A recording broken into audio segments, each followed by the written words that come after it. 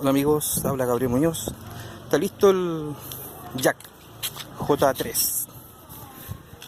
Ya se solucionó el problema de la partida y vamos a solucionar el problema de la temperatura, que vamos a echar el coolant. Ahora ya está listo, está armado, batería, fusible, todo. Del arranque nomás, vecina.